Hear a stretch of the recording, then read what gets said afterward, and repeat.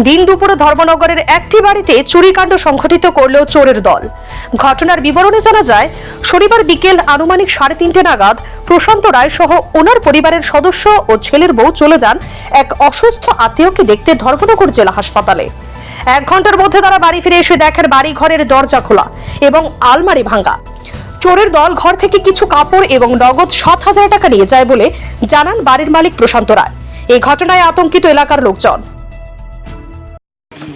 ঘটনা আমরা আমার বাগনি বিয়া কালকে মঙ্গলাচরণ আমরা ওই অ্যাক্সিডেন্ট হয়েছে, বাগনিটা পইরা পাও ভাঙছে, তাই আমরা দৌড়ে গেছি দেখা হসপিটাল। আচ্ছা, তো দৌড়ে যেতে তালা মেরে গেছি, এই ঘর তালা মারছে না। এর মধ্যে যাওয়ার পিছিয়ে তখন আমরা এখানে গেলাম, যাওয়ার পিছিয়ে গিয়ে দেখি এখান থেকে টেলিফোন আইছে ওই লাগা ঘরে, তারা কইতাছে ঘরে তো দরজা খোলা। আমার নাতি একটা আইছে বাড়ির, আইয়াতে দরজা খোলা, আর ঘরের যে কাপড় চোপড় গুড্ডে টুড্ডে সারা ভাঙ্গা। আচ্ছা, কত সময় হয়েছিল আপনার বাইরে গেছেন?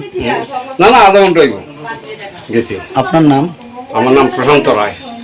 আপনার ছেলের নাম কি? আমার ছেলের নাম হলো দীপক রায়। কি নিচে মনে করেন? না, আমার নিচে বেশি হচ্ছে 7,000 টাকা মতো আসলে ঘটেছে, আর কিছু নিচে। Bureau report, CNE TV. CNE TV, channel for news and entertainment.